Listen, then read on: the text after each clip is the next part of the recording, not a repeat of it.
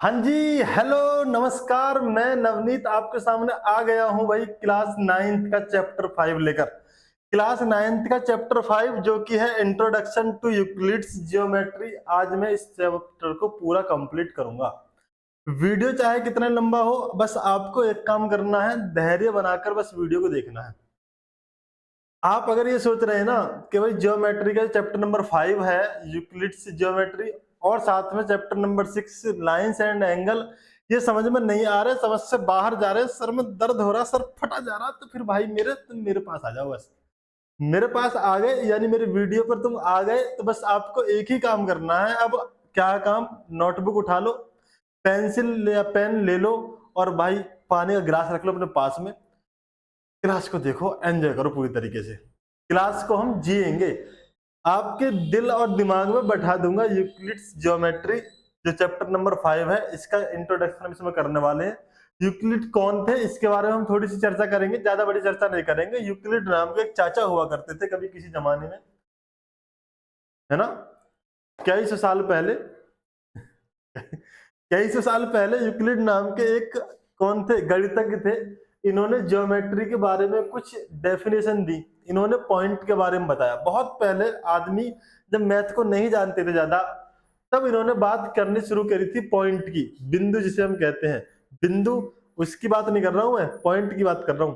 Point और line, इन सब बातों को उन्होंने बताया। कैसे कैसे क्या क्या है, सारी चीजें मैं आपके सामने कवर करने वाला हूँ। आप मेरे पास आ गए हैं। अगर आपके दिमाग में अभी भी डर बैठा हुआ है कि पता नहीं कैसे होगा, मैं तो मैथ से बहुत डरता हूँ, क्या होगा मेरा मैथ में, तो भाई अब आप मेरे पास आ गए हैं। आपको टेंशन लेने की बिल्कुल दिक्कत नहीं है, कोई जरूरत नहीं है। ठीक है, चलिए करते हैं शुरुआत। चैनल को सब्सक्राइब कर लो अगर आपने अभी तक नहीं किया है। ठीक है, बेल आइकन दबा लो। आपको सारी की सारी क्लास यहाँ पर मिल जाएंगी।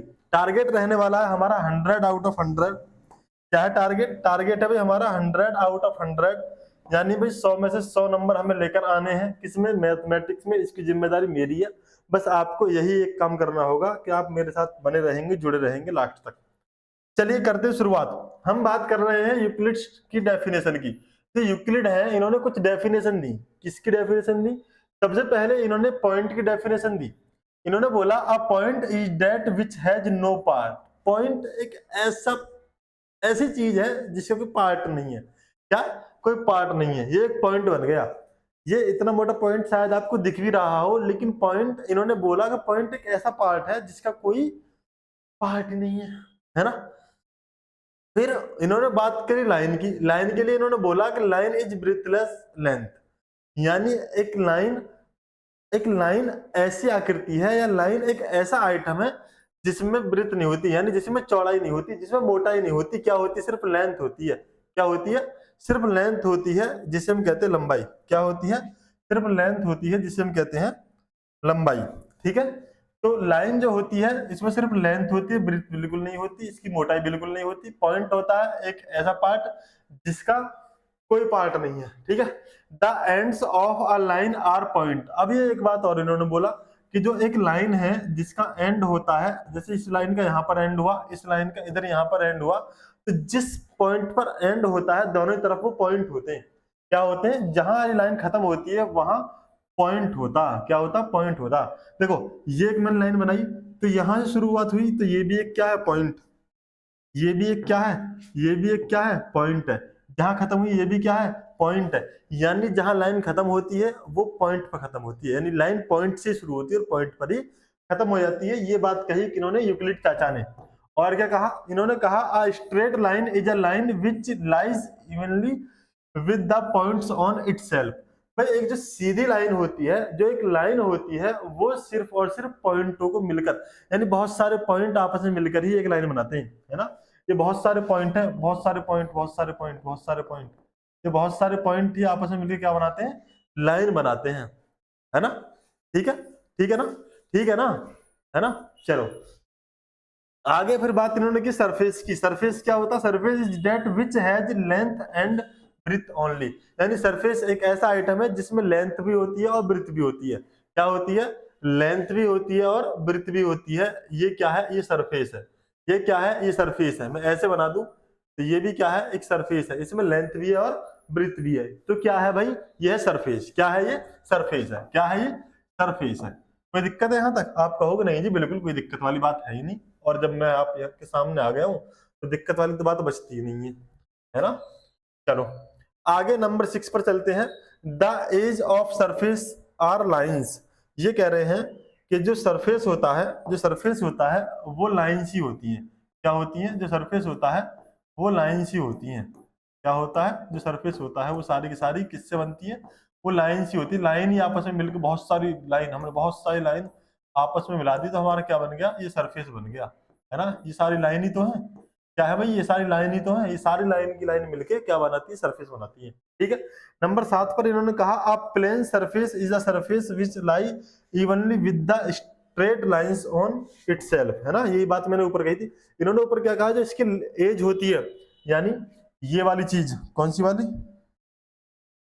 ये वाली चीज जिसकी एज है, ये भी क्या है, लाइन है। क्या है, लाइन है। और नीचे इन्होंने बोला है कि जो सरफेस होता है वो बहुत सारी लाइन को मिलकर ही बनता है। देखो यहाँ पर बनाया है ना, यहाँ पर बनाया, ये जो सरफेस है पूरा का पूरा, ये बहुत सारी लाइनों को मिलकर बना है। ये बात आप मानते हैं? तो बहुत सारी लाइनों को मिलकर ही क्या बन गया, सरफेस बन गया। ये बात आप मानते हैं? मानते भी मानते हैं? मैं क्या कह रहा हूँ, मैं क्या कह रहा हूँ, मैं ये कह रहा हूँ कि बहुत सारी लाइन आपस में मिलकर क्या बनाती है, सरफेस बनाती है। बन गया सरफेस। ये बहुत सारी लाइन मिली है तभी तो सरफेस बना है। बना है ना, अरे बना है ना, अरे बोलो ना। ठीक है, चलिए आगे अब मैं आता हूं एक और पॉइंट पर। इन्होंने कुछ बातें कही, यूनिवर्सल ट्रुथ। यूनिवर्सल ट्रुथ यानी आप जानते हैं जो हमेशा सत्य रहने वाले हैं, कभी नहीं बदल सकते। ये सूरज, चंदा, तारे जब तक रहेंगे, जब तक ये सूरज चांद रहेगा तब तक ये जो यूनिवर्सल ट्रुथ है वो ट्रुथ ही रहेंगे। ये सत्य जो है वो है। इन्होंने दो सत्य बोले, एक को नाम दिया ऑक्सियम, क्या नाम दिया, एक को नाम दिया ऑक्सियम्स और दूसरे को दिया पोस्टुलेट। ऑक्सियम्स और पोस्टुलेट, ऑक्सियम्स और पोस्टुलेट, ये क्या बला है भैया? मास्टर साहब एक बात बताओ, ये क्या बला है, ये क्या कह रहे हो? ऑक्सियम्स पोस्टुलेट क्या है, ये क्या है ये? रुको रुको रुको, मैं बताऊंगा, मैं बताऊंगा, मैं हूं ना, मैं बताऊंगा ये क्या है। ऑक्सियम्स क्या है, पोस्टुलेट क्या है, ये सारी की सारी बातें मैं आपके सामने कवर करने वाला हूं। बस आप बस बैठे रहो, है ना, बैठे रहो। देखो देखो देखो देखो, ऑक्सियम्स एंड पोस्टुलेट क्या है, इनके बारे में बता देता हूं। यूक्लिड्स, कौन, Euclid's assumed certain properties which are not to be proved. यानी ऑक्सियम ने कुछ प्रॉपर्टीज दी जिन्हें प्रूव करने की जरूरत नहीं पड़ती, जिन्हें प्रूव नहीं किया जा सकता। कुछ कहावत दी, कुछ सत्य दिए, है ना। सत्य किस टाइप के, जैसे होता ना, घर पे कोई कहावत कह दे कोई आदमी, तो ये कहते भाई घर पे खाली कैंची मत चलाना, क्यों, लड़ाई हो जाएगी। ये सिर्फ माने हुए सत्य है, सत्य है ये। ऐसी कुछ सत्य यूक्लिड ने दिए। यूक्लिड ने क्या कहा, कुछ सत्य हैं जिन्हें प्रूव करने की जरूरत नहीं है। ये काफी पुराने समय की बात है, जब आदमी मैथ के बारे में नहीं जानता था। आज मैं इन सब बातों का आपके सामने बोलूंगा तो आप कहोगे क्या क्या बात कर रहे हो, इन सब का मुझे पता तो है। क्या होती है लाइन पता तो है, क्या होता है पॉइंट पता तो है।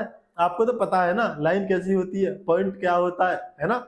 लेकिन जिस टाइम इन सब बातों का पता ही नहीं था, जिस टाइम कभी पॉइंट किसी ने सुना ही नहीं था, जिस टाइम कभी किसी ने लाइन वर्ड सुना ही नहीं था, उस टाइम की ये बात कर रहे हैं कौन, यूक्लिड। तो उस टाइम इन्होंने कुछ सत्य दिए, कुछ बातें बताई, किसको, दुनिया वालों को। किसको, दुनिया वालों को कुछ बातें बताई।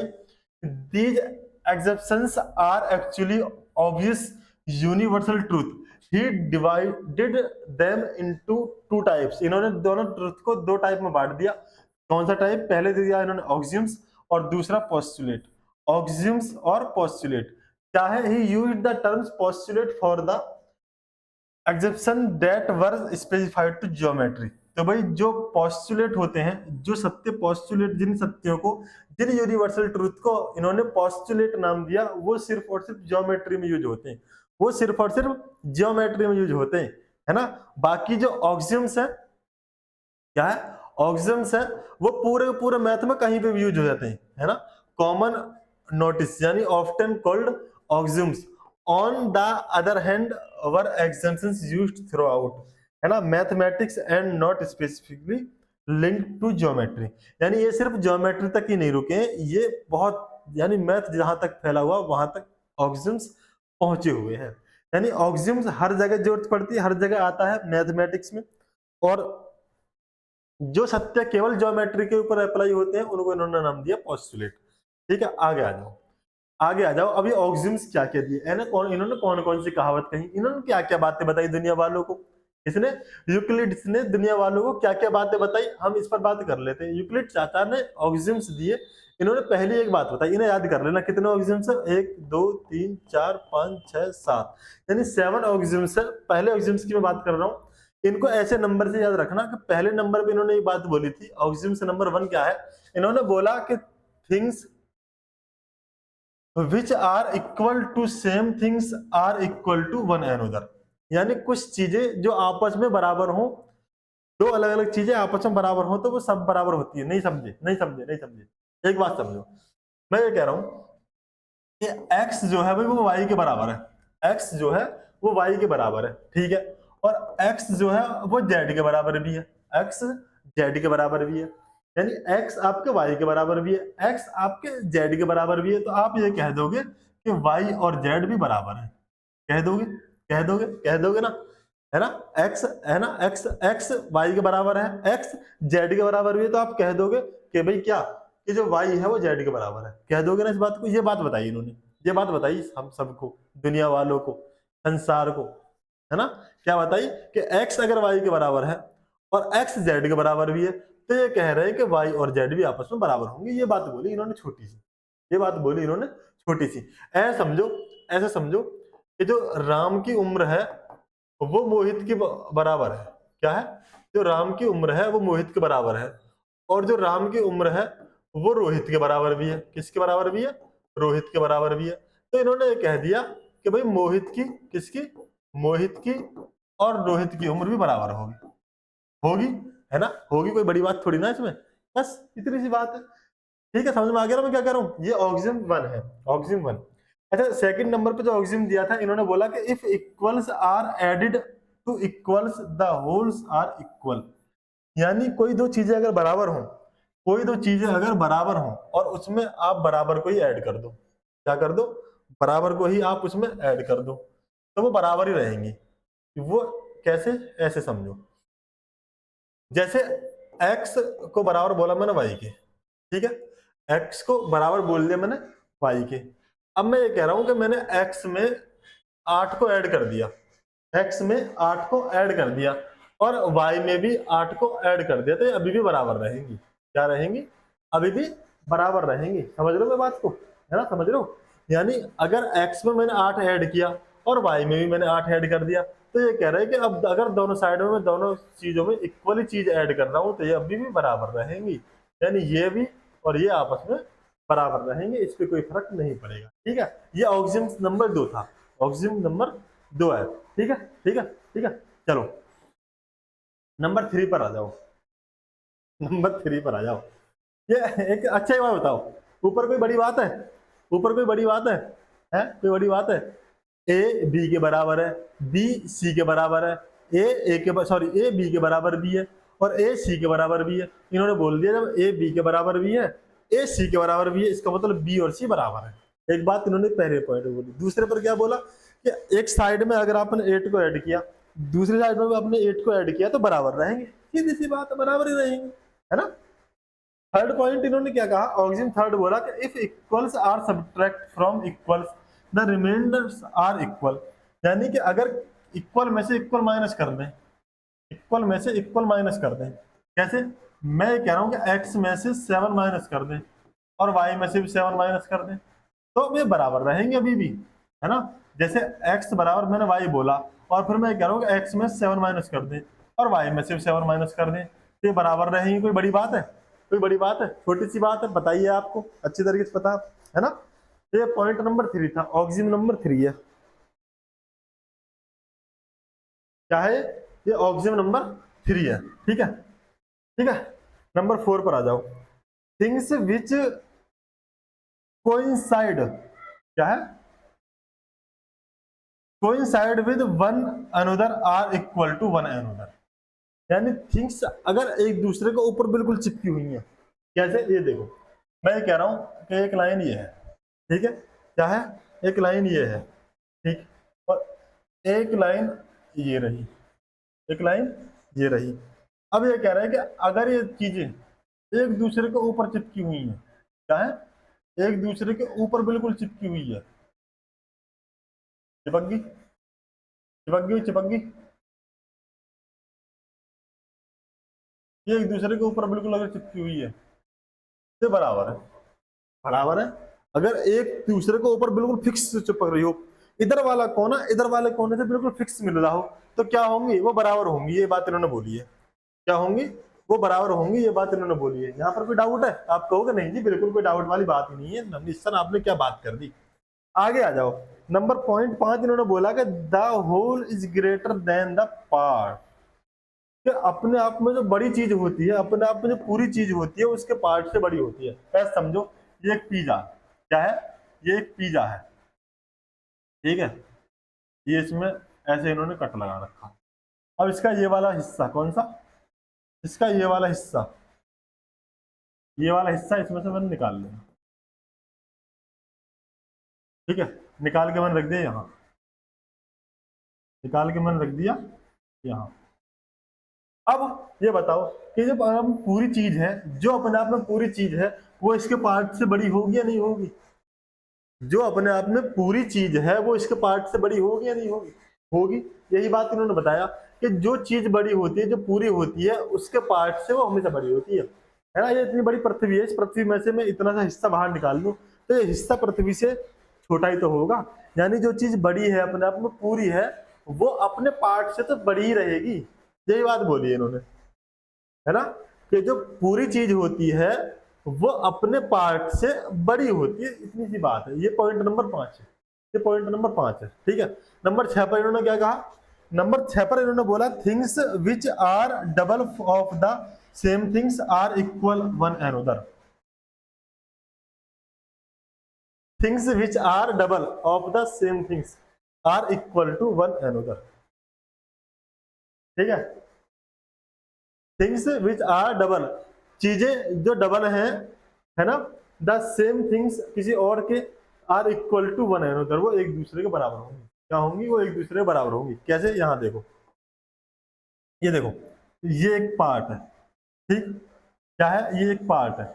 अब दो चीजें एक दूसरे से डबल है, एक चीज ये रही और एक चीज ये रही, ये दोनों आपस में डबल है, तो ये मिलके भी इसके बराबर होंगी, ये मिलके इसके बराबर होंगी, ये मिलके इसके बराबर होंगी। देख रहे हो, इन दोनों को मिला दो, ये मिलके इसके बराबर हो जाएंगी। ये मैंने पेन से थोड़ी छोटी बड़ी काटी है इसलिए ऐसा लग रहा होगा, बाकी ये बात इतनी सी है कि एक लाइन है, अगर ये क्या है, एक लाइन है अगर ये, ठीक, ठीक है, एक लाइन फिर ये बनाई,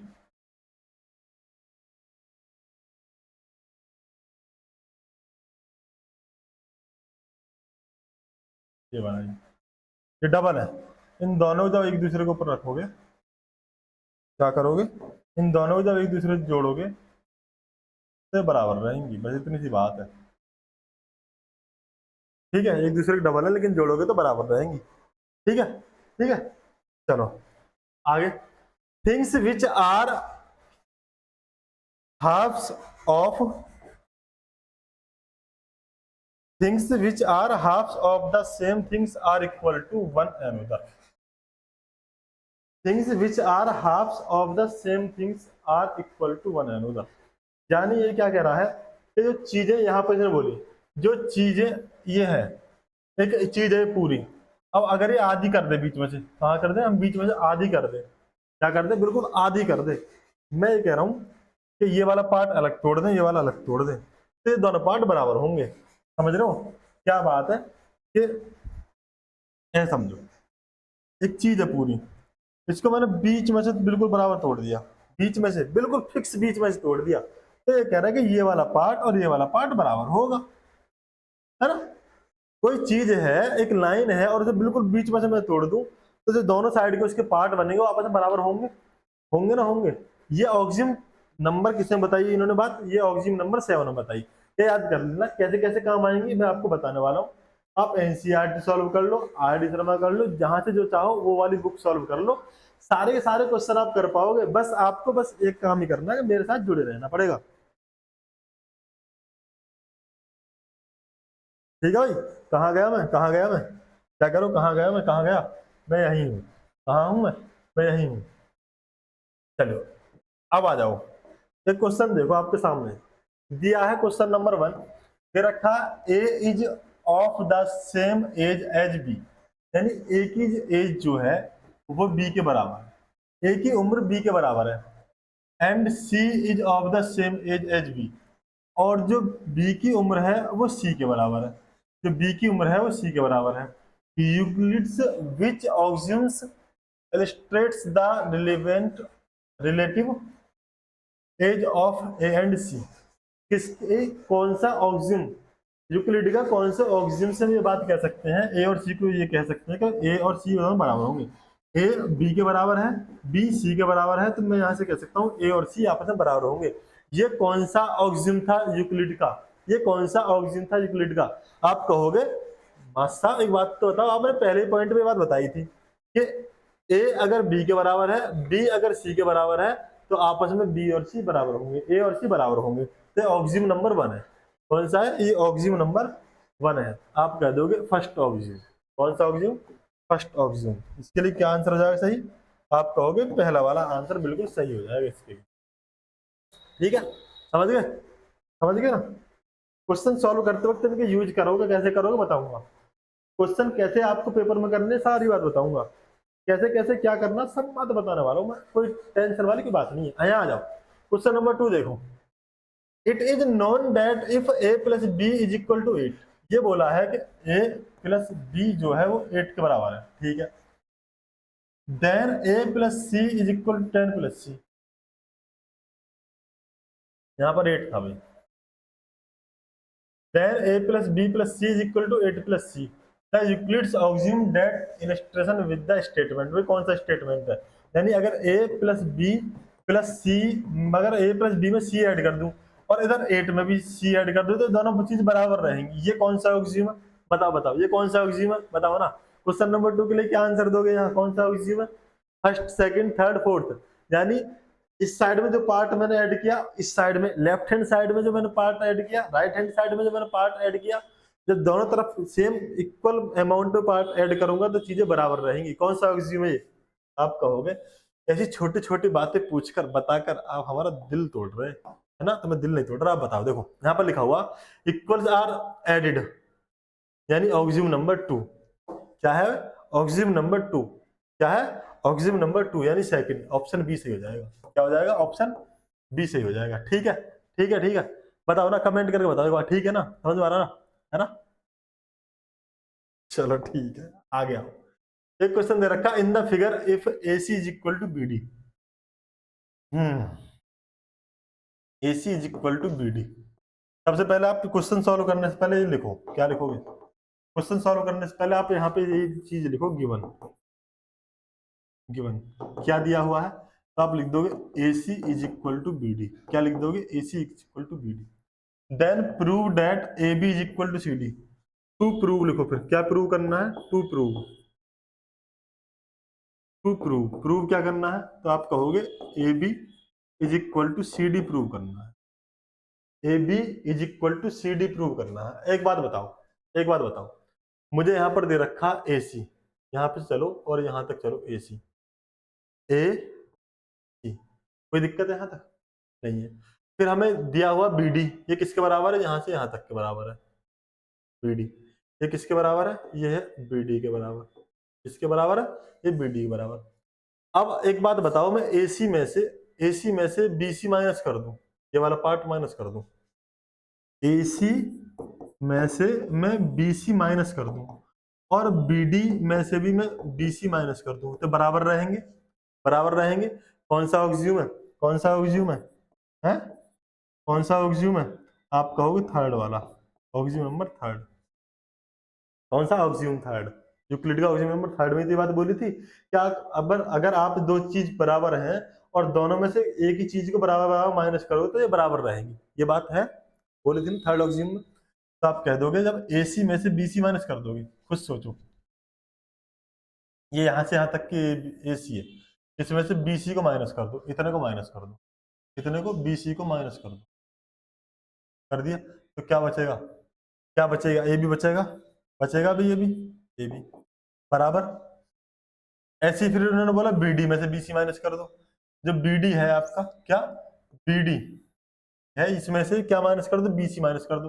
अब अगर मैं बीडी में से बीसी माइनस कर दूं, बीसी को हटा दे तो क्या बचेगा, सीडी बचेगा नहीं बचेगा, अरे बचेगा, अरे बोलो ना, बचेगा नहीं बचेगा, तो बचेगा। यही क्या प्रूव था, हेंस प्रूव, प्रूव्ड हो गया। ऐसे आपको क्वेश्चन करना है एग्जाम में, ऐसे आपको क्वेश्चन करना अपने एग्जाम में, ऐसे आपको क्वेश्चन करना अपने एग्जाम में। ठीक है, ठीक है, ठीक है, ठीक है ना, ठीक है भाई। आगे आ जाओ, यहाँ क्वेश्चन नंबर 4 दे रखा है। छोटे छोटे से क्वेश्चन है, आसान आसान क्वेश्चन है, बिल्कुल हलवा क्वेश्चन है, समझ में आ जाएंगे। ऐसे क्वेश्चन आ जाते हैं बोर्ड के एग्जाम में कभी कभी, देखते रहना, है ना। वो भी कराऊंगा, एनसीईआरटी भी सॉल्व कराऊंगा, टेंशन ना लो। यहाँ आ जाओ, मोहित एंड रोहित, कौन कौन है, Mohit and Rohit have the same weight. यानी ये कह रहे हैं कि जो मोहित है वो रोहित के बराबर का वेट रखता है, यानी मोहित में भी इतने वजन है और रोहित में भी इतना ही वजन है। ठीक है, आप कहेंगे ठीक है। If they each gain weight by 3 kg, यानी मोहित का भी 3 किलो वजन बढ़ गया, मोहित और रोहित दोनों बराबर है, मोहित का भी 3 किलो वजन बढ़ गया और रोहित का भी 3 किलो वजन बढ़ गया। तो how will their new weight will be compared, तो आप कैसे कंपेयर करोगे, कैसे कंपेयर करोगे, कैसे कंपेयर करोगे, आप कंपेयर करोगे कैसे। ऑक्सियम नंबर क्या था, ये ऐड कर रहे हैं ना, क्या था, ऐड कर रहे हैं ना, ऐड किस में कर रहा था, सेकंड वाले ऑक्सियम में, किसमें, सेकंड वाले ऑक्सियम में, ऑक्सियम सेकंड, है ना, ऑक्सियम सेकंड। वी विल से, या we can say by axiom number second that,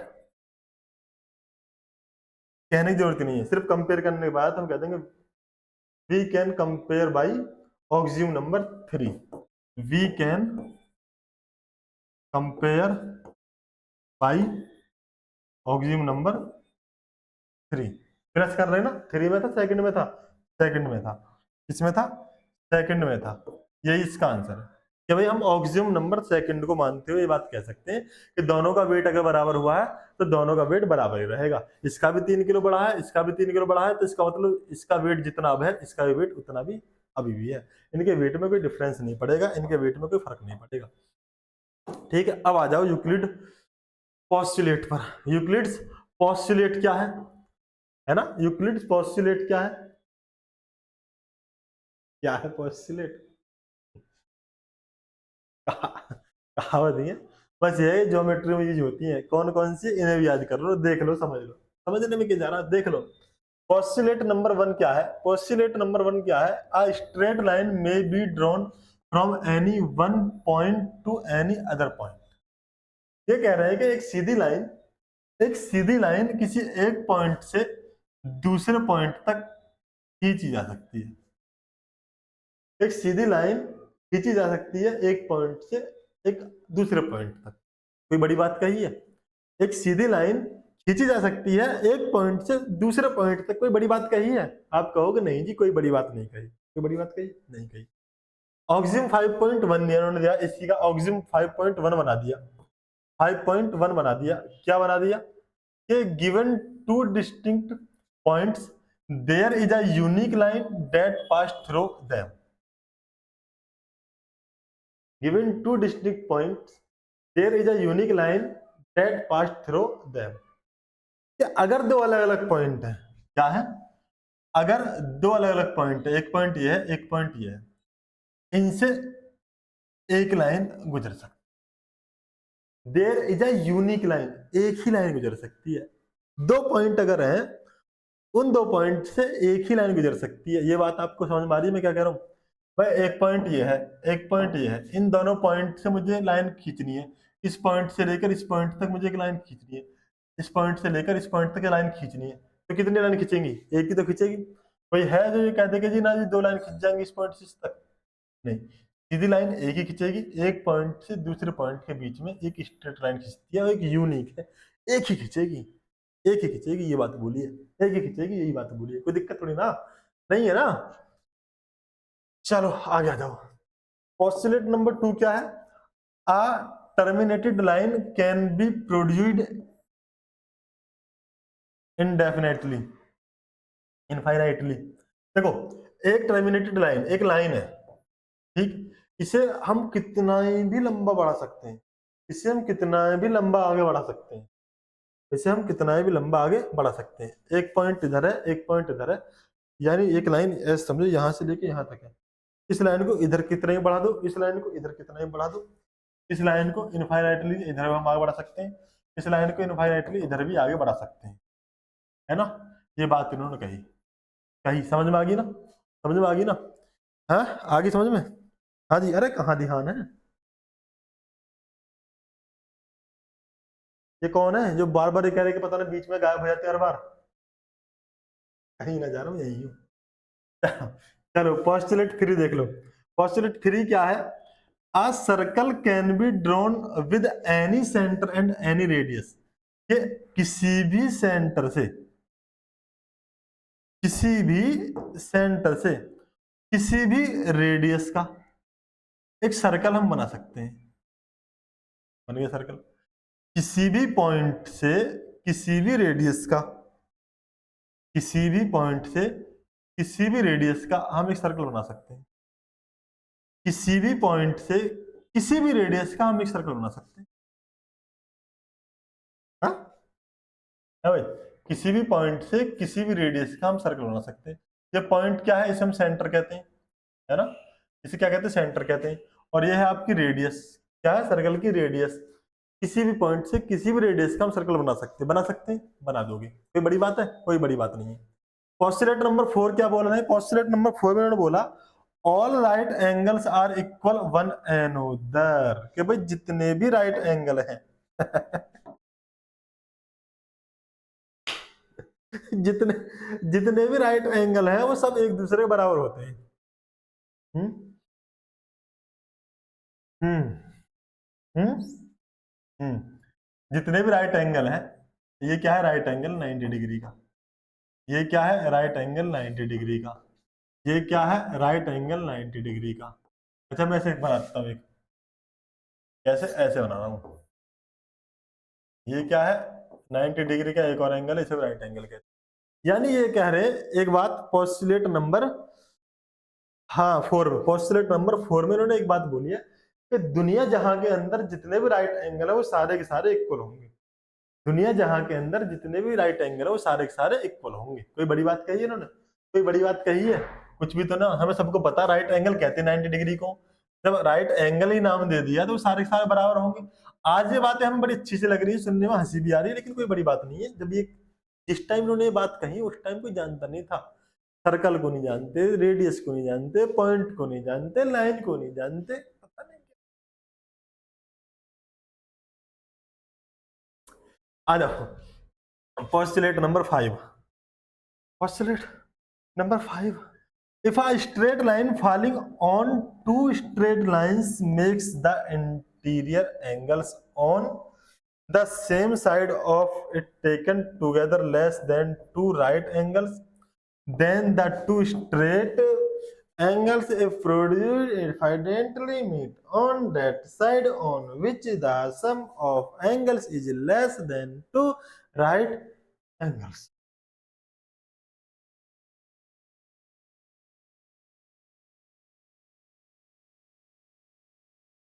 क्या कह रहे हो? क्या हुआ नहीं पता? क्या हुआ नहीं पता? इधर देखो, इधर देखो, ये कोई बड़ी बात नहीं कर रहे, ये कोई बड़ी बात नहीं कर रहे, ये कोई दो लाइन है। क्या है? ये कोई दो लाइन है। क्या है? ये कोई दो लाइन है और एक तीसरी लाइन इन्हें बीच में से इंटरसेक्ट कर रही है। एक तीसरी लाइन इन्हें बीच में से इंटरसेक्ट कर रही है। ठीक है, ठीक है, ठीक है।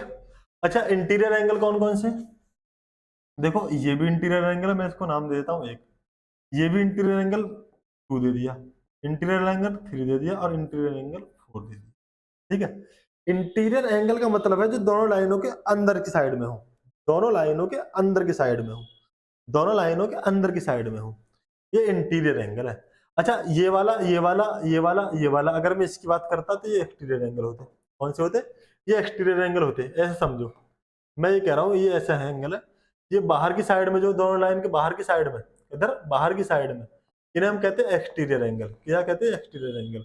अच्छा, और जो अंदर की साइड में है, इधर अंदर की साइड में, दोनों लाइन के अंदर की साइड में, दोनों लाइन के अंदर की साइड में, इन्हें हम कहते हैं इंटीरियर एंगल। क्या कहते हैं? Interior angle.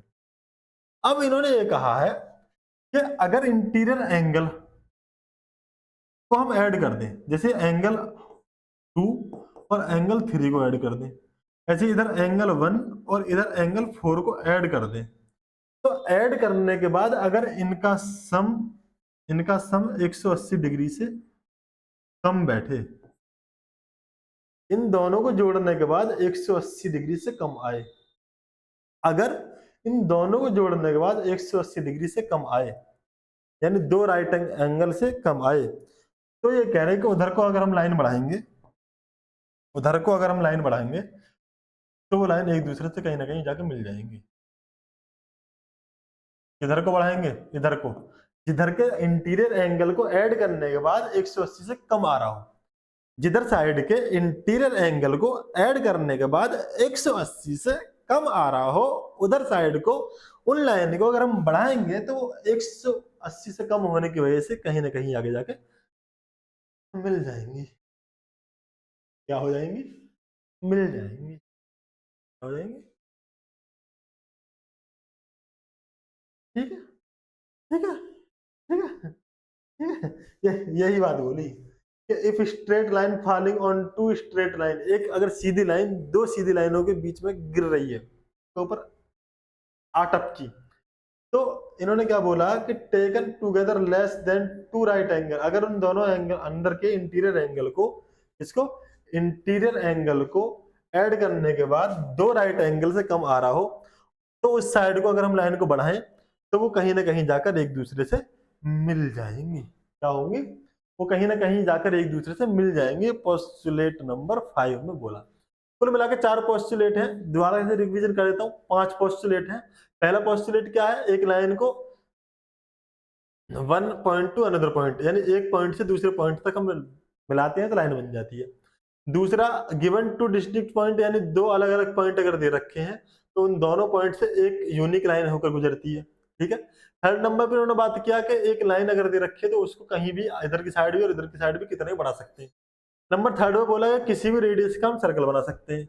नंबर 4 पर बोला कि सारे के सारे राइट एंगल जितने भी जहां के अंदर, इस जहां के अंदर जितने भी राइट एंगल है वो सारे के, बाद में इन्होंने बोली कि अगर दो लाइन, कैसी? अगर दो लाइन के बीच में तीसरी लाइन गिरी हुई है, इंटरसेक्ट कर रही है, तो जो जिस साइड के इंटीरियर एंगल का सम 180 से कम होगा, दो राइट एंगल से कम होगा, उस साइड को वो लाइन आगे बढ़ाने पर कहीं ना कहीं मिल जाएंगी। कभी कभी तो मिलोगे कहीं पे, कहीं पर मिलेंगे, किधर मिलेंगे, इधर मिलेंगे, किधर मिलेंगे, उधर मिलेंगे, किधर? जिधर के इंटीरियर एंगल का सम 180 से कम होगा। जिधर जिधर के जिधर के इंटीरियर एंगल का सम 180 से कम होगा, हम उधर मिलेंगे। किधर मिलेंगे? समझ गए? समझ गए? आ जाओ, आ जाओ, आ जाओ, समझ गए। आ जाओ। एक चीज बचती है, थ्योरम्स। क्या? थ्योरम्स। थ्योरम्स क्या होती हैं? देखो, जो ऑक्सियम्स हैं, पोस्टुलेट हैं, उन्हें हम प्रूव करने की जरूरत नहीं है। वो तो जो कह दिए वो कह दिए, वो अटल सत्य है, उनमें कुछ नहीं हो सकता, वो सत्य बात है। उनका प्रूव करने की जरूरत नहीं है भाई, वो तो सत्य बात है। प्रूव करने की जरूरत है नहीं है ना। प्रूव करने का मतलब क्या है कि क्या किसी को विश्वास, क्या किसी के माइंड में क्वेश्चन उठ रहा है कि जो जो सबसे पहले आपने बातें बताई वो ऐसा हो सकता है कि ना भी हो? है? सबको पता कि वो सारी की सारी बातें जो थी वो सब कुछ है, ऐसी हो जाएंगी, प्रूव करने की कोई जरूरत नहीं है। लेकिन जो थ्योरम्स होती हैं इन्हें हम प्रूव करते हैं। The statement that requires a proof is called a theorem, यानी कुछ बातें, कुछ चीजें जो जिनको प्रूव करने की जरूरत पड़े। जैसे आपने सुना होगा कि एक ट्रायंगल के तीनों एंगल का सम 180 डिग्री होता है, 180 डिग्री होता है, तो प्रूव कीजिए। है ना? आपने सुना होगा the sum of all angles around a point is 360, यानी एक पॉइंट के चारों तरफ जितने भी एंगल बनने हैं, एक पॉइंट के चारों तरफ जितने भी एंगल बनने हैं, सबको अगर ऐड करेंगे 360 डिग्री का एंगल बनेगा। ये बात प्रूव करने की है। प्रूव करके दिखाओ जो नहीं मानते। तो इन्हें कहते हैं थ्योरम। इन्हें क्या कहते हैं? इन्हें कहते हैं थ्योरम। ठीक है, ठीक है ना। तो इनको भी हम प्रूव करेंगे। कैसे करेंगे देख लेना बाद में, टेंशन वाली कोई बात नहीं है। थ्योरम, एक थ्योरम इन्होंने दिया, prove that two distinct lines can not have more than one point in common. Prove that two distinct line, यानी दो अलग अलग लाइन है। मैं ये कह रहा हूं एक लाइन ये है, क्या कह रहा हूं? मैं ये कह रहा हूं एक लाइन ये है,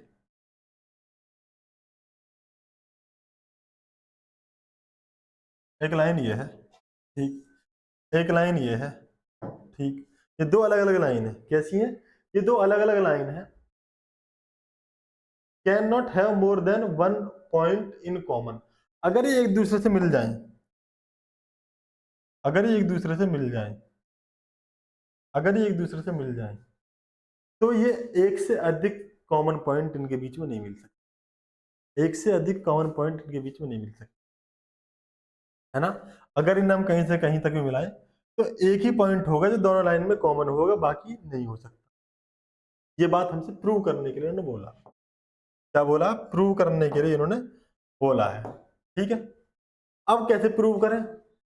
हम अगर ये प्रूव कर दें, हम अगर ये प्रूव कर दें, क्योंकि इसने कहा कि दो पॉइंट से ज्यादा, मतलब एक पॉइंट से ज्यादा कॉमन नहीं हो सकते।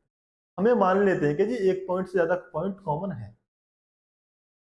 हम ये मान लेते हैं कि एक पॉइंट से ज्यादा पॉइंट कॉमन है। कैसे? ऐसे समझो, ये होगी एक लाइन, ठीक है, इसका नाम दे दिया मैंने एम और इसका नाम दे दिया एल। ये दो लाइन है। मैं ये कह रहा हूँ कि इसमें दो कॉमन पॉइंट है। कैसे पॉइंट है? दो कॉमन पॉइंट है। क्या कह रहा हूँ मैं? दो कॉमन पॉइंट मान रहा हूँ। मैं कह रहा हूँ एक पॉइंट सी इसमें है, एक पॉइंट डी इसमें है। ऐसे एक पॉइंट सी इसमें है और एक पॉइंट डी इसमें है। ठीक है, दो कॉमन पॉइंट है, ये मैंने मान लिया, है ना। Let the line have two common point.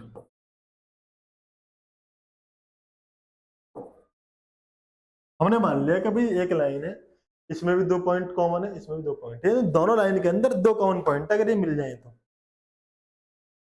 ठीक है, ठीक है, ठीक है, ठीक है। बट हमने मान तो लिया, हमने ऐसी गणना कर ली, हमने सोच लिया भैया हम मैथ के मास्टर हैं, हम मान लेते कुछ भी। हमने मान लिया कि दो पॉइंट है, सी डी इसमें भी है, सी डी इसमें भी। लाइन कितनी है? दो है। कॉमन पॉइंट कितने? दो है, सी डी सी डी। ठीक, एक बात सुनी थी, एक बात सुनी थी क्या? ये पॉइंट पर आओ जरा, घूम के आओ जरा, घूम के समझ में आ जाएगी बात, खेल समझ में आ जाएगा, खेल समझ में आ जाएगा। कहाँ थे हम? पोस्टुलेट पर।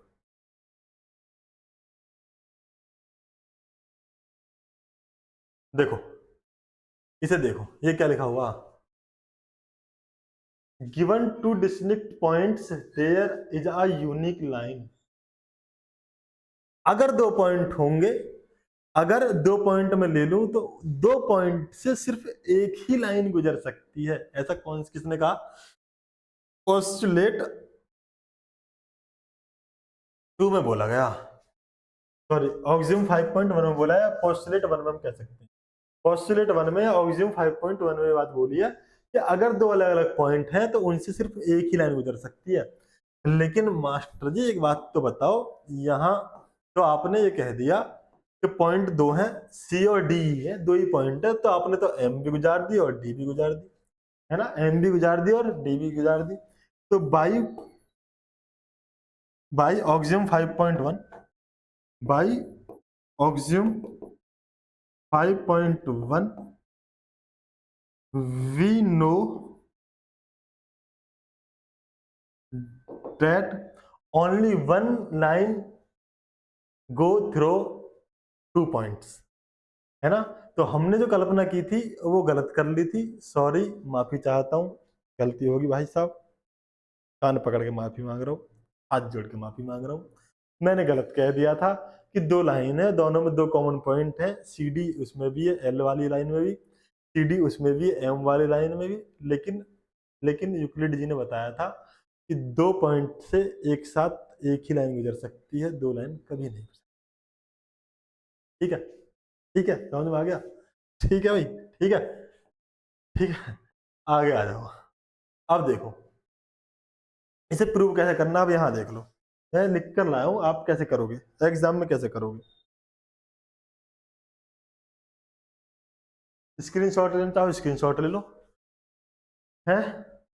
देखो, मेरी आवाज़ सुनो। मेरी आवाज़ सुनो, आवाज़ हमारी। Forum, prove that two distinct line cannot have more than one point in common.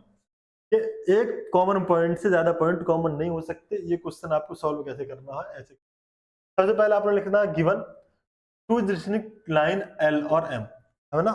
हमें दो लाइन दी हुई है एल और एम, ठीक।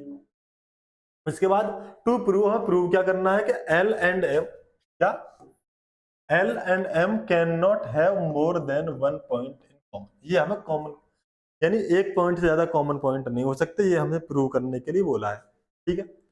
उसके बाद प्रूफ हमें क्या करना है, प्रूफ इफ एल और M then clearly there is no point common to be both L M N. में साफ साफ दिख रहा है, हमने दो लाइन ले ली, एक ली थी एल एम और एक ली थी एल, और दोनों में कोई भी पॉइंट कॉमन नहीं है। अभी हमने ये देख लिया, ये दोनों पैरेलल लाइन ले ली है हमने, अलग अलग लाइन ली है, दोनों में कोई पॉइंट कॉमन नहीं है, हमने मान लिया, ठीक है। ठीक है, अब आ जाओ। So let L is not parallel to M. हमने मान लिया कि एल जो है एम के पैरेलल नहीं है, ठीक है, हमने मान लिया। मानने में कुछ जा रहा, कुछ नहीं जा रहा ना। लेट पी एंड क्यू, यहां पर देखो मैंने क्या पॉइंट लिए थे, मैंने यहां पर लिए थे सी और डी, है ना। सी और डी की जगह आप ले सकते थे पी और क्यू, पी और क्यू ले लो भाई, है ना भाई। मैंने थ्योरी में पी और क्यू लिख रखे थे, समझाते वक्त सी और डी लिख दिया, कोई बात नहीं है, पी और क्यू ले लो। कि पी और Q are two points common to both line L और एम। एल और एम लाइन पर पी और क्यू दो कॉमन पॉइंट है। Now we observe that line L contains both the points P and Q and line M also contains both the points P and Q। यानी L वाली line पर भी दो point है और M वाली पर भी दो पॉइंट है। ऑल फ्रॉम थ्री, यहाँ जाओ। But according to postulate 1, we know that there is only one line passing through two distinct point। हम जानते हैं कि दो डिस्ट्रिक्ट पॉइंट से एक ही लाइन गुजर सकती है, therefore L और M पैरेलल है। This contradiction our assumption that L and M are not parallel।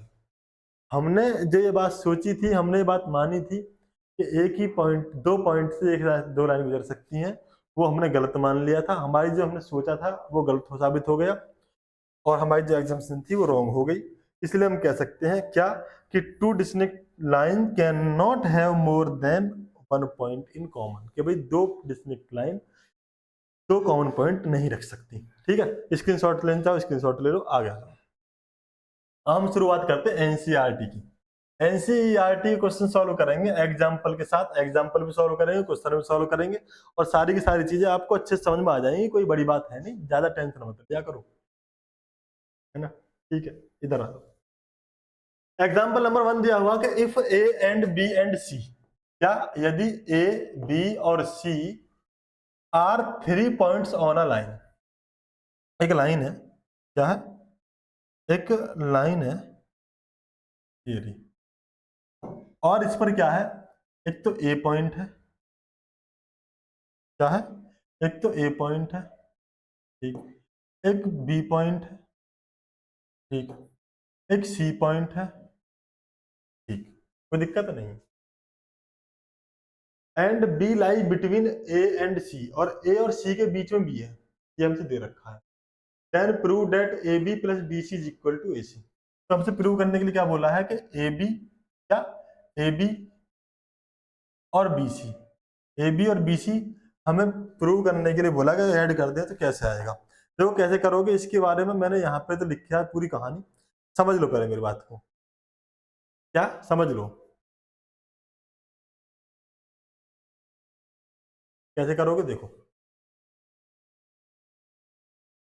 A B B C बीच में पॉइंट है, हमें क्या दिया हुआ है समझा दूंगा, आगे मैं डायरेक्ट आपको समझाता हूँ। फिलहाल ये एक ए बी है, क्या है, एक ए बी है, ठीक है, और एक क्या है, एक बी सी है, क्या है, बी सी है, दो पॉइंट है।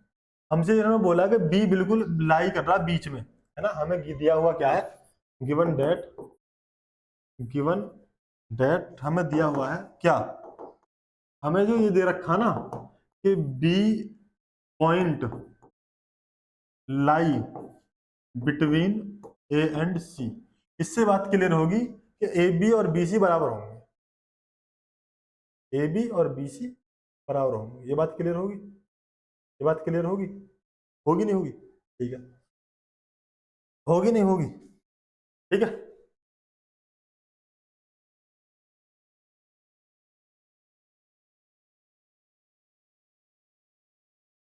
अब आ जाओ,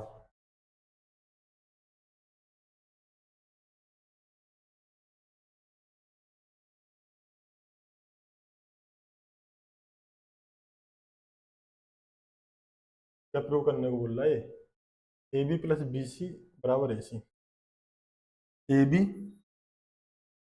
में अगर बी सी प्लस कर दें और बी सी में अगर ए सी प्लस कर दें, तो भाई बी सी में जब ए सी प्लस करोगे, ए बी प्लस करोगे, क्या करोगे, ए बी प्लस करोगे,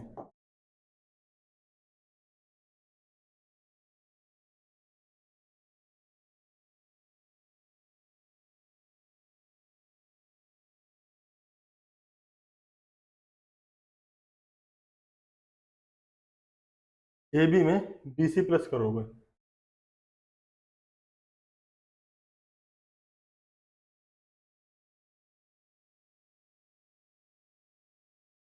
और बी सी में क्या करोगे, बी सी में ए बी प्लस कर दो, तो A B plus B C मिला के क्या बनना, ए सी बनना भाई, बनना नहीं बनना, कैसे करोगे यहाँ देख लो, यहाँ देखो example, if A B C are the 3 points on a line and B lie between A and C, then prove that AB plus BC is equal to AC। Solution क्या है, सॉल्यूशन आपको दिखना है कि we can see that the pair AB plus BC, ठीक है, आप ये देख सकते हैं कि AB प्लस BC दो पेयर है, कोइंसाइड विद AC, ये जो AC लाइन है, कौन सी लाइन है, जो AC लाइन है ये वाली, ये बात हमने पहले करी थी, ये जो पूरी लाइन है AC, ये वाली AC लाइन है, ठीक है, इसमें AB और BC ये दो लाइन इसके अंदर बड़ी हुई हैं, बिल्कुल फिक्स बड़ी हुई हैं, ये भी हमने बात करी थी किसमें, ऑक्सियम नंबर 4 में, ऑक्सियम नंबर 4 में हमने बात कही थी, है ना। तो हम ये जानते हैं, क्या ऑक्सियम नंबर 4 ने बात कही थी, that things which coincide with one another are equal to one another, ठीक है, इस बात को छोड़ो, यहाँ आ जाओ, यानी ये जो ए बी पॉइंट है, ये जो ए बी लाइन है, एक तो ए बी लाइन ये और एक बी सी लाइन ये है, ये ए बी लाइन कौन सी, ये ए बी लाइन और ये बी सी लाइन कौन सी,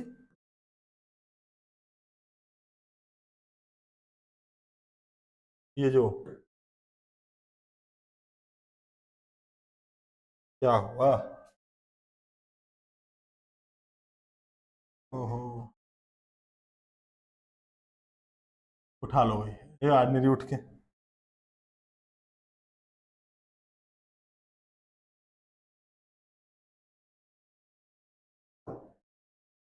छोड़ो, तो यानी बी सी वाली जो लाइन है कोई सी भी ना उठ रही, ये बिल्कुल अंदर छुपी हुई है, इसे भूल जाओ,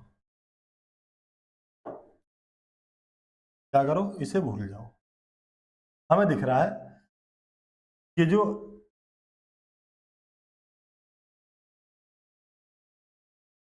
कभी दिमाग खराब होगा देख के, जो ए बी ए सी के अंदर दो लाइन बड़ी हुई है, ए बी और कौन सी, बी सी। ठीक है, ये बिल्कुल एसी के अंदर बड़ी हुई चिपकी हुई हैं, तो ये बराबर होंगी। ये बात आपको बताइए, पहले बताइए कहाँ पर, ऑक्सीजन नंबर 4 में बात बोली है, तो इसलिए हम ये कह देंगे साफ साफ, क्या कह देंगे, इसीलिए हम कह देंगे साफ साफ कि A B plus B C equal to A C. ठीक है, इसमें कोई बड़ी बात नहीं है, कोई ज्यादा बड़ी बात है नहीं, छोटा सी बात है, कर लिया। यहाँ आ जाओ, example number 2, prove that an equilateral triangle can be constructed on any given line segment. भाई लाइन सेगमेंट तो आप जानते ही हैं, एक लाइन दे रखी है, ठीक है। अब ये कह रहे हैं कि हमें प्रूव करके दिखाओ कि एक लाइन पर इक्विलेटरल ट्रायंगल बना सकते हैं। अगर आपको एक लाइन दी हुई है तो उस लाइन पर आप इक्विलेटरल ट्रायंगल बना सकते हैं, ये प्रूव करके बताओ। इक्विलेटरल ट्रायंगल कैसा होता है आप जानते ही हैं, इक्विलेटरल ट्रायंगल होता जिसकी तीनों के तीनों लाइन बराबर हो, तीनों के तीनों साइड इक्वल हो, इक्विलेटरल ट्रायंगल होता है, ये बात आपको पता ही है। ठीक है, ठीक है, कैसे करेंगे, यहां पर दिया हुआ सब कुछ देख लेना, समझा दूंगा कैसे कैसे क्या करें। अब मैं अभी फिलहाल आपको बिना लिखे समझा रहा हूं कि हमें एक लाइन दी हुई है, क्या मैं इसका नाम रख लेता हूं, लाइन यहां से खींच लेते हैं, कहां से, यहां से खींच लेते हैं। भाई एक लाइन दी हुई है, ठीक है, इसका मैं नाम रख लूं, रख दो जी, इसका ए पॉइंट नाम दे दिया, इसका दे दिया बी, ठीक, इसको दे दिया बी। पहली बार में मैंने क्या किया, पहली बार में मैंने क्या किया, ए पॉइंट को किसको, ए पॉइंट को किसको, ए पॉइंट को सेंटर मानते हुए, आपको पता ना जैसे हम वहां करते हैं, ऐसे प्रकार रखा, कंपास रखा, उसकी नोक यहाँ पर रखी, ऐसे फैलाया, ऐसे फैलाया, कैसे, ऐसे फैलाया, और फैलाने के बाद ऐसे नोक रखी और इसको ऐसे बना दिया। यानी हमने ए पॉइंट को सेंटर मानते हुए और ए बी को किसको, ए बी को रेडियस मानते हुए एक सर्कल बना दिया। समझ में आ रही है बात मैं क्या करूं, समझ में आ रही बात क्या कह रहा हूं, ए पॉइंट को सेंटर मानते हुए, ए पॉइंट को सेंटर मानते हुए हमने एक सर्कल खींच दिया। सही है, अभी बना नहीं है, ए पॉइंट लगभग यहाँ बराबर होगा, ठीक है, लगभग ए सेंटर इसमें है, ठीक है भाई। उसके बाद, उसके बाद, उसके बाद भाई आपने क्या किया, बी पॉइंट को सेंटर मान लिया, किसको, बी पॉइंट को सेंटर मान लिया और एक सर्कल ये बना दिया, बी पॉइंट को सेंटर मानते हुए, लगभग सही है, सही है, ठीक है। इसमें क्या कह रहा हूं मैं, एक बार आपने ए को सेंटर माना तो ऐसे प्रकार रखा और ऐसे घुमा दिया, घुमा दिया, ठीक है। उसके बाद फिर बी को सेंटर माना और ऐसे प्रकार रखा, कंपास रखा, ऐसे घुमा दिया, घुमा दिया। ये पॉइंट दोनों आपस में एक पॉइंट पे मिल रहे हैं, यहाँ इस पॉइंट को मैंने नाम दे दिया सी, इस पॉइंट को मैंने नाम क्या दे दिया सी, क्या दे दिया भाई, इस पॉइंट को मैंने नाम दे दिया सी। अब इस सी पॉइंट को ए से मिला दो, ठीक, इससे मिला दो, सी पॉइंट को ए से मिला दो, और इस सी पॉइंट को बी से मिला दो, ठीक है। अब ये ट्रायंगल बन गया, देखो मैं अगर इस वाले सर्कल को हटा दूं, यहाँ से साइड कर दो, इस वाले सर्कल को हटा दो,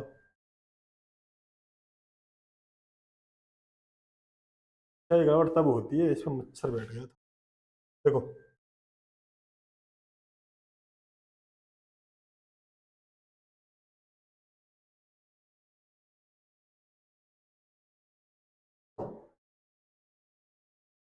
ठीक है, इसको भी मैंने हटा दिया, तो इक्विलेटरल ट्रायंगल बन गया। आप कहोगे जी ये वाली साइड, ये वाली साइड और ये वाली साइड तीनों की तीनों इक्वल कैसी है, ये तीनों की तीनों साइड इक्वल है, समझ में आ गई ना बात, बना दोगे ना, देख लो, चाहे इक्वल ही होंगी, थोड़ी बहुत गड़बड़ होगी हो तो बात अलग है, वरना इक्वल ही होनी चाहिए, देखो ना, हल्का सा अंतर आ रहा, उसकी वजह ये कि तुक्का फिट करा था ना हमने, तो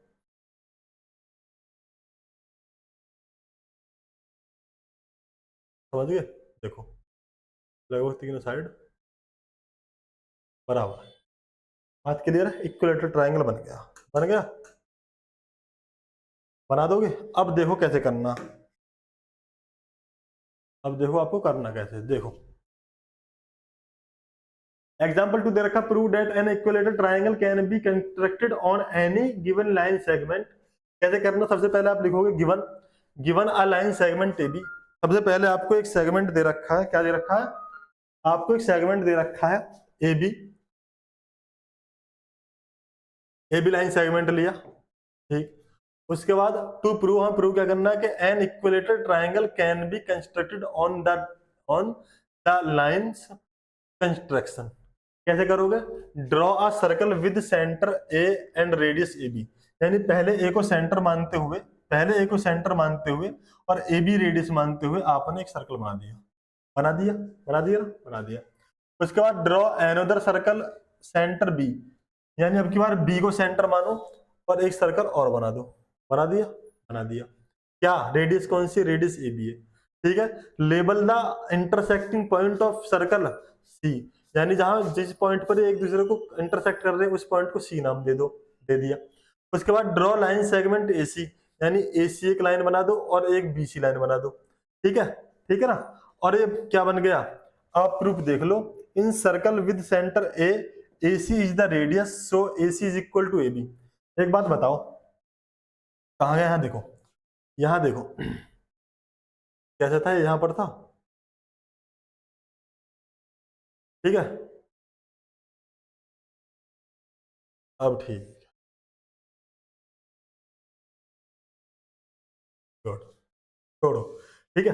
तो हम यहाँ पर देख लेते हैं कि जो AB है, क्या है, जो AB है वो एक सर्कल का रेडियस है, AB सर्कल की रेडियस है, AC भी सर्कल की रेडियस है, AB भी सर्कल की रेडियस है, क्या BC भी सर्कल की रेडियस है। तो ये भी रेडियस, ये भी रेडियस, ये भी रेडियस, और एक ही सर्कल की रेडियस तो सारी बराबर होती है ना। सेंटर से सरकमफ्रेंस की दूरी तो बराबर होती है, ये भी होगी इतनी, ये भी इतनी होगी, ये भी इतनी होगी, ठीक है ना। तो हमने यहाँ से प्रूव कर दिया कि AC जो है वो AB के बराबर है, BC जो है वो AB के बराबर है, AC AB के बराबर है, BC AB के बराबर है, ये बात हमें बताइए। तो हम ये कह देंगे BC भी AB के बराबर है और AC भी AB के बराबर है। तो therefore all three sides are equal to AB, BC and AB और AC, यानी तीनों की तीनों साइड इक्वल है। तो भाई ये ट्रायंगल बन गया, कैसा ट्रायंगल बन गया, इक्विलेटरल ट्रायंगल बन गया। बात समझ में आ गई होगी।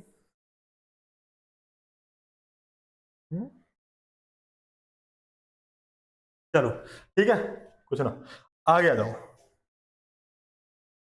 अब आ जाओ एक्सरसाइज पर, एक्सरसाइज शुरू कर रहे हैं भाई हम, एक्सरसाइज शुरू कर रहे हैं हम।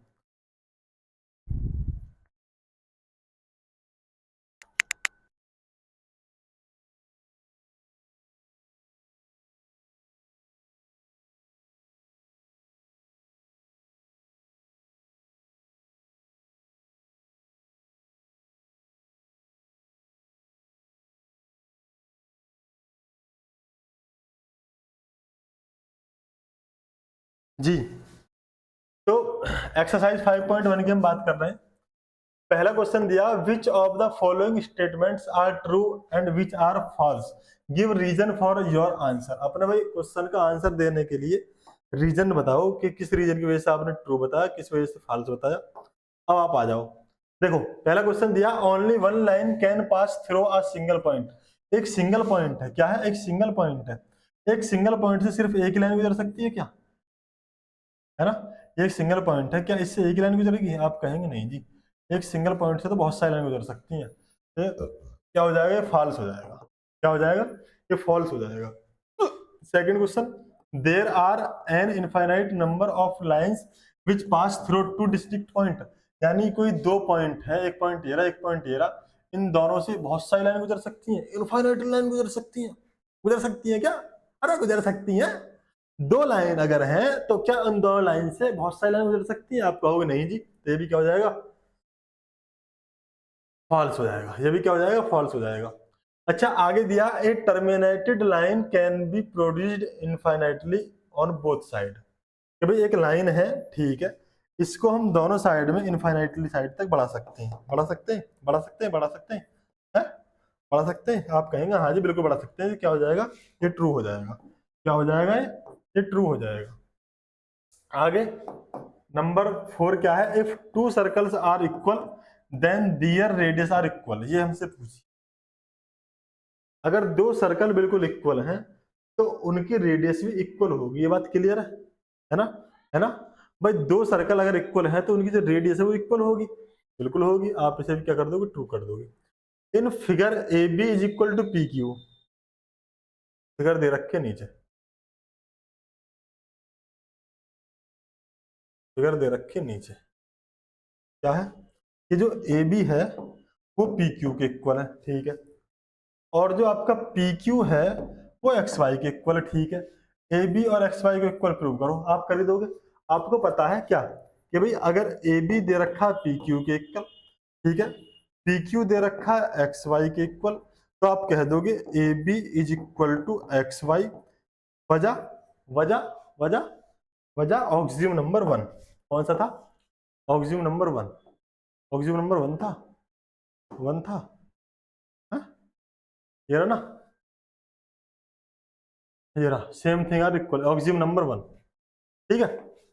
चलिए कहाँ थे हम, हमें यहाँ, तो ये भी बात ट्रू हो जाएगी, क्या हो जाएगी, ये बात ट्रू हो जाएगी, ठीक है। सही है भाई, सही है ना। चलो आगे आ जाओ, आगे आ जाते हैं next question.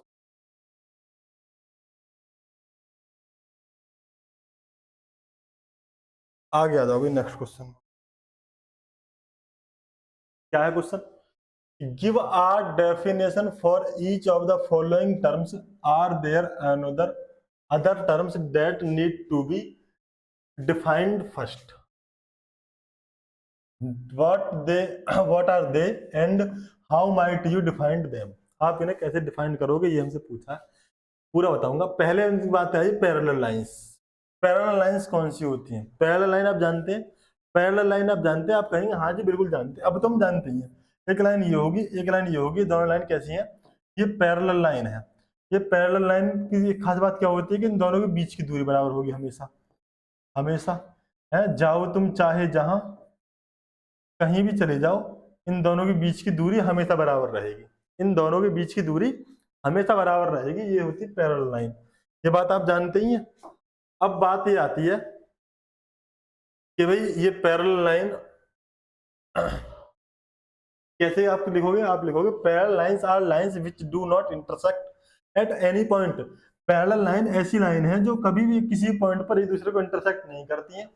Before defining parallel lines we need to define line, point and intersect. यानी पैरेलल लाइन डिफाइन करने से पहले उस जमाने में, किस जमाने में, जिस जमाने की हम बात कर रहे हैं, जिस जमाने में यूक्लिड रहे उस जमाने में कौन कौन से पॉइंट आपको डिफाइन करने पड़ेंगे। तो पैरेलल लाइन तो बाद की बात है।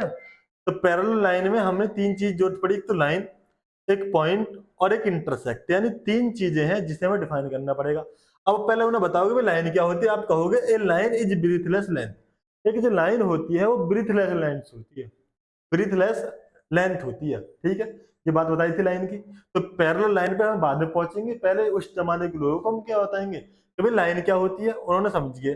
उसके बाद पॉइंट बताएंगे कि a point is that which has no part. उसके बाद इंटरसेक्ट मींस होता है कॉमन पॉइंट। कॉमन पॉइंट की तो बात तो हमने कर ली कि भाई दो लाइन ये है, एक लाइन दो, एक लाइन ये है, एक लाइन ये है, इन दोनों का कॉमन पॉइंट ये है। कॉमन पॉइंट को ही हम कहते हैं इंटरसेक्टिंग पॉइंट। दो लाइन एक कॉमन पॉइंट पर मिलते हैं, अगर एक दूसरे से मिलाएं तो वो होता है इंटरसेक्टिंग पॉइंट। ये चीज समझाएंगे, बात समझ में आ रही है। यानी ये कह रहे हैं कि अगर पैरेलल लाइन समझानी होगी उस जमाने के लोगों को, तो पैरेलल लाइन समझाने से पहले कौन कौन सी चीजें आपको और बतानी पड़ेंगी। तो मैंने बता दिया भाई, पहले हमें लाइन बताना पड़ेगा, पॉइंट बताना पड़ेगा, इंटरसेक्ट का मतलब बताना पड़ेगा, तब हम बात करेंगे पैरेलल लाइन की, ठीक है। आगे परपेंडिकुलर लाइन कौन सी होती है, तो हमें इस टाइम तक बता भी परपेंडिकुलर एक लाइन ये होगी, एक लाइन ये होगी। यानी हमें एक तो लाइन की जरूरत पड़ रही है, एक तो लाइन की जरूरत पड़ रही है, दूसरा हमें बताना पड़ेगा 90 डिग्री का एंगल। 90 डिग्री का मतलब होता है राइट एंगल। राइट एंगल की हमने बात की थी, उसके हिसाब से, किसके हिसाब से, यूक्लिड के हिसाब से। तो हमें दो पॉइंट बताने पड़ेंगे, लाइन और राइट एंगल, और साथ में इंटरसेक्टिंग पॉइंट। क्योंकि जब तक ये लाइन एक दूसरे से मिलेंगी नहीं, जब तक इन दोनों के बीच में एक पॉइंट कॉमन नहीं होगा, तब तक ये पैरेलल नहीं हो सकती, है ना। भाई एक लाइन ये है और एक लाइन ये है, तो हम इन्हें पैरेलल लाइन नहीं कह सकते। कब तक? जब तक कि ये लाइन इसके ऊपर आके खड़ी ना हो जाए। अब हम ये कह देंगे कि ये पैरेलल लाइन है, सॉरी पैरेलल कह रहा हूँ, परपेंडिकुलर लाइन है, ये 90 डिग्री का एंगल बना रही है। यानी 3 चीजें हमें बतानी पड़ेंगी, लाइन बतानी पड़ेगी, कॉमन पॉइंट बताना पड़ेगा, और बताना पड़ेगा हमें क्या, 90 डिग्री का एंगल यानी राइट एंगल की हमें बात करनी पड़ेगी उस टाइम। तो एक ऐसे लिख दोगे, लिखा हुआ है परपेंडिकुलर लाइन के बारे में। आगे लाइन सेगमेंट क्या है? अगर लाइन सेगमेंट की हम बात करेंगे तो हम एक लाइन है, उस लाइन के ये भाई ये लाइन कितनी बड़ी हो सकती है, ये लाइन कितनी भी बड़ी हो सकती है, लेकिन हमने क्या किया, उसमें से एक सेगमेंट निकाल लिया। क्या कर लिया? एक सेगमेंट निकाल लिया। ये लाइन सेगमेंट है। क्या है? ये लाइन सेगमेंट है। अब लाइन सेगमेंट के लिए हमें एक तो लाइन लेना पड़ेगा, पॉइंट लेना पड़ेगा, बताना पड़ेगा ना कि एक पॉइंट से दूसरे पॉइंट के बीच को हमने काट दिया, काट के बाहर कर दिया, काट के बाहर कर दिया, पॉइंट निकल आया, लाइन निकल आई। लाइन बताते बताते हमारे माथे पे लाइन पड़ गई, है ना, है ना। चलो, तो लाइन क्या होती है आप बताओगे कि line segment is a part of line, एक लाइन का ही पार्ट होता है line segment, having a starting and an ending point, जिसमें शुरू का और लास्ट का पॉइंट होता है। और before define a line segment को समझाने से पहले हमें उस जमाने के लोगों को बताना पड़ेगा लाइन के बारे में, पॉइंट के बारे में। लाइन होती है ब्रेथलेस लाइन, पॉइंट होता है जिसका कोई पार्ट ना हो। लिख दोगे? आगे आ जाओ। नेक्स्ट दिया है इन्होंने radius of circle. Radius of circle को बताने से पहले आप बता दे भाई ये सर्कल है, क्या है, ये क्या है, ये सर्कल है, ठीक है। और आपको पता है सर्कल के अंदर एक तो सेंटर होगा, सेंटर के बाद एक रेडियस होगी, है ना। मैंने मान ली सेंटर ए है और इसका पॉइंट बी है, तो आप पॉइंट बताओगे, पॉइंट भी तो होगे सेंटर, फिर बताओगे रेडियस, रेडियस में होगी लाइन, है ना। तो ये लाइन किसको मिलेगी, इसके इसको मिलेगी जाके, इससे सरकमफ्रेंस से। तो भाई लाइन की, पॉइंट की तो बात यहाँ भी आएगी, तो आप कह दोगे कि भाई radius of circle is a line segment from the centre of the circle and any point on the circle. यानी सर्कल के किसी भी पॉइंट तक से लेके सेंटर तक की दूरी को हम रेडियस कहते हैं, कहते हैं, ठीक है। लेकिन रेडियस को डिफाइन करने से पहले हमें कुछ और बातें बतानी पड़ेंगी, क्या कि सेंटर क्या है, साथ में पॉइंट क्या है। अब आ जाओ, पहले हम सर्कल की बात करें तो circle is a shape constructing of all points in the plane that are at the fixed distance from given point called center। ना समझे? ना समझे? देखो, ये एक पॉइंट है जो हमने सेंटर दे दिया, और इस पॉइंट से फिक्स दूरी पर बहुत सारे पॉइंट, इस पॉइंट से फिक्स दूरी पर बहुत सारे पॉइंट, इस पॉइंट से फिक्स दूरी पर बहुत सारे पॉइंट, ये बन गए बहुत सारे पॉइंट, बहुत सारे पॉइंट बिल्कुल फिक्स दूरी पर। यहां से यहां की दूरी भी इतनी हो, यहां से यहां की भी दूरी इतनी हो, यहां से यहां की दूरी इतनी हो, यानी बिल्कुल फिक्स दूरी पर, इस एक पॉइंट से बिल्कुल फिक्स दूरी पर जितने सारे पॉइंट हैं उनको अगर आपस में मिला देंगे तो सर्कल बन जाएगा।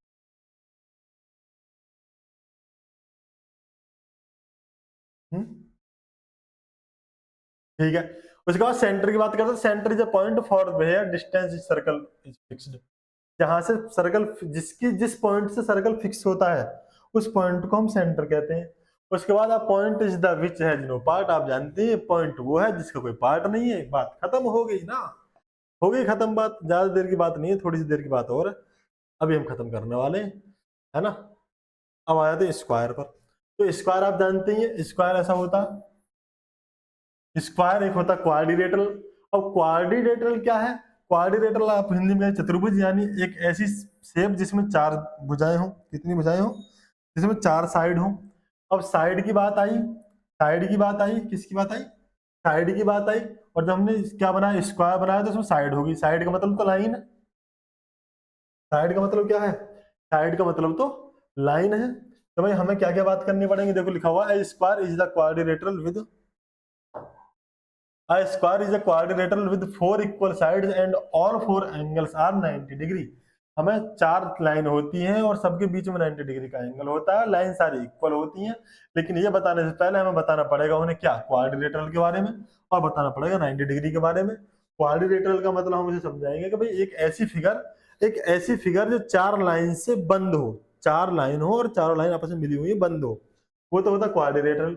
उसके बाद 90 डिग्री की बात करें तो हम कहेंगे भाई साहब 90 डिग्री का मतलब होता है राइट एंगल। राइट एंगल जिसको हम बोलते हैं वही 90 डिग्री है। ठीक है, ठीक है, ठीक है ना, काम खत्म। आगे आ जाओ। इन्होंने बोला consider two postulate given below. नीचे दो पोस्टुलेट दे रखे हैं, ठीक है। Given any two distinct point A and B, there exists a third point C which is n between A and B। ये A और B दो पॉइंट है, A और B दो पॉइंट है, ठीक है। इनको मिला के एक बन गई एक लाइन, और इसमें थर्ड पॉइंट C है। कोई बात नहीं, A पॉइंट ये हो गया, B पॉइंट ये हो गया, थर्ड पॉइंट C ये हो गया, है ना, जो A और B के बीच में है ना। ये बात कही थी कहां पर?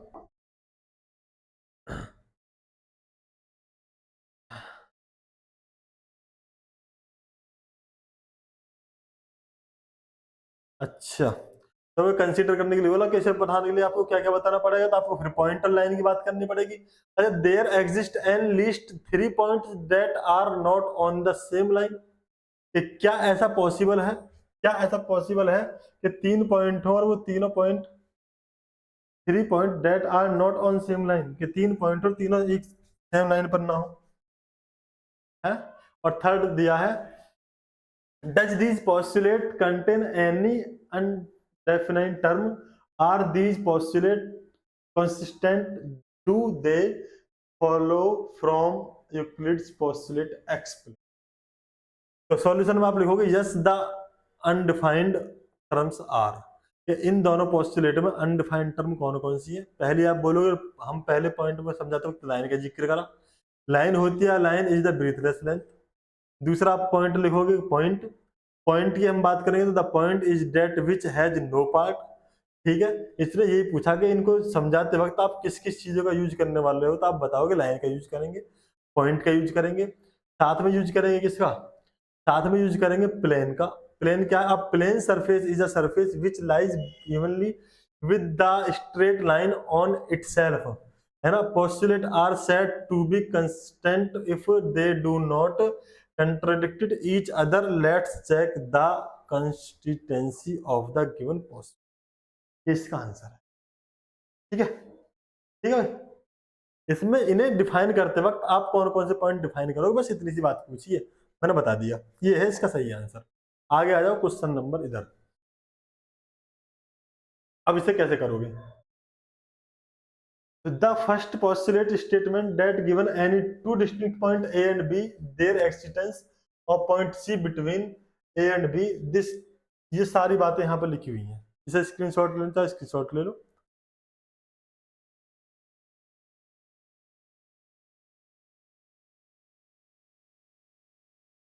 ले लिया? देखो, द फर्स्ट पोस्टुलेट, जो पहला पोस्टुलेट है उसके क्या कहा, उसमें ये कहा कि दो पॉइंट है ए और बी, और एक थर्ड पॉइंट सी है जो बीच में लाई करता है ए और बी के। This implement that points can be ordered and can form a line segment. ये एक लाइन सेगमेंट बना देंगे, इसमें कोई बात है नहीं, ये बात तो कही है। दूसरी अगर हम बात करें तो the second postulate state that there exist a least 3 point that are not collinear। Example, they do not all the lie on the same line। They ensure that a plane exists as 3 non-collinear points define a plane। यानी अगर कोई 3 point है, 1 2 और 3 point ये होगा सी, अगर आप इन्हें मिलाते हो तो ये एक प्लेन बना देगी। क्या बना देगी? प्लेन एरिया बना, सरफेस बन जाएगा इसमें, ठीक है ना। ये बात बोलिए, ये कोलिनियर पॉइंट नहीं है। Therefore these two postulates do not construct each other, है ना। रिलेशनशिप बिटवीन यूक्लिड्स पोस्टुलेट दे रखा है, इसे लिख लेना, कोई ज्यादा बड़ी बात है नहीं। इस क्वेश्चन को देख लो ना, क्वेश्चन नंबर 4, क्वेश्चन नंबर 5। देखो, if a point C lie between 2 point A and B, ये क्वेश्चन तो पहले करा। If a point C lie between A and B and B C is equal to AC is equal to BC, then prove that AC is equal to 1/2। अच्छा, हमें क्या क्या दे रखा है? Explain figure drawing. पहले फिगर बना लो भाई, बन गई। एक इफ आ सी पॉइंट लाई ए और बी के बीच में, ए पॉइंट है, बी पॉइंट है, और इनके बीच में कौन सा पॉइंट है, इनके बीच में सी पॉइंट है, ठीक है, और A C is equal to B C में दिया हुआ है। भाई क्या दे रखा है, गिवन क्या दे रखा है, हमें दे रखा है A C is equal to B C, ये हमें दिया हुआ है, ठीक है। प्रूव क्या करना है, तो टू प्रूव, यहाँ पे लिखेंगे टू प्रूव, प्रूव क्या करना है, to prove A C is equal to 1/2 A B आपको प्रूव करना, ठीक है। एक्सप्लेन कर दो, अब आप कर लेंगे कैसे, सॉल्यूशन लिख दो भाई, सॉल्यूशन लिख दो। आप एक बात बताओ, इन्होंने यहाँ पे बोल रखा ए सी और बी सी बराबर है, A C is equal to B C, हमें दे रखा है, क्या है, ये हमें दिया हुआ है, गिवन है, ठीक। अब मैंने क्या किया, ए सी और बी सी बराबर है,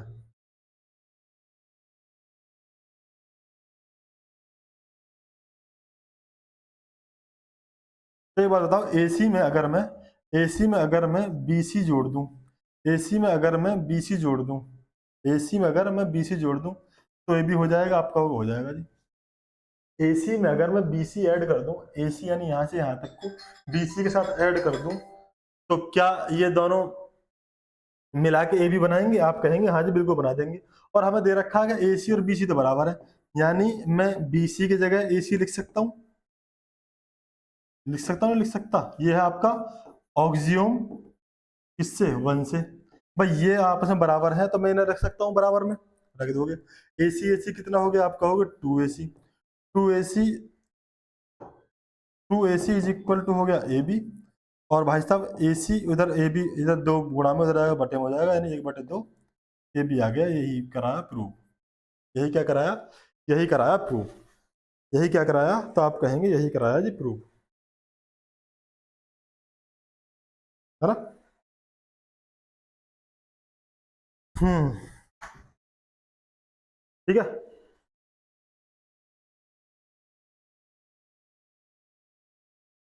सर दर्द तो नहीं हुआ भाई, अरे सर दर्द तो नहीं हुआ, नहीं हुआ होगा, चलो आगे आ जाओ। एक ये दिया है क्वेश्चन नंबर 4 में, जो हमें दिया है पॉइंट सी, जो क्वेश्चन नंबर 4 में पॉइंट सी दिया है, इसमें बोला कि जो पॉइंट सी है वो मिड पॉइंट है, कैसा है, वो मिड पॉइंट है, किस सेगमेंट पर, ए पर। तो हमने पीछे क्वेश्चन किया था अभी, ये वाला था कि ए और बी दो पॉइंट है, और इन दोनों के बीच में पॉइंट सी है, और इस पॉइंट सी को हम कह देंगे मिड पॉइंट, क्या कह देंगे, mid point. Prove that every line segment has only one and one mid point, ये कह रहा है कि ये प्रूव करो कि सारी की सारी लाइन एक ही पॉइंट रखती है बीच में अकेला। जब अगर ये बात आ जाए प्रूव करने के लिए कि एक ही लाइन रहेगी इसमें पॉइंट, कॉमन एक ही पॉइंट मिलने वाला है, तो हम अपनी तरफ से मान लेंगे कि ना जी दो है। अगर हम गलत साबित हो जाएंगे तो हम कह देंगे हाँ जी आप सही कह रहे थे कि एक ही है ना। तो हम क्या मान लेंगे, हम दो मान लेंगे, क्या मान लेंगे, हम दो मान लेंगे।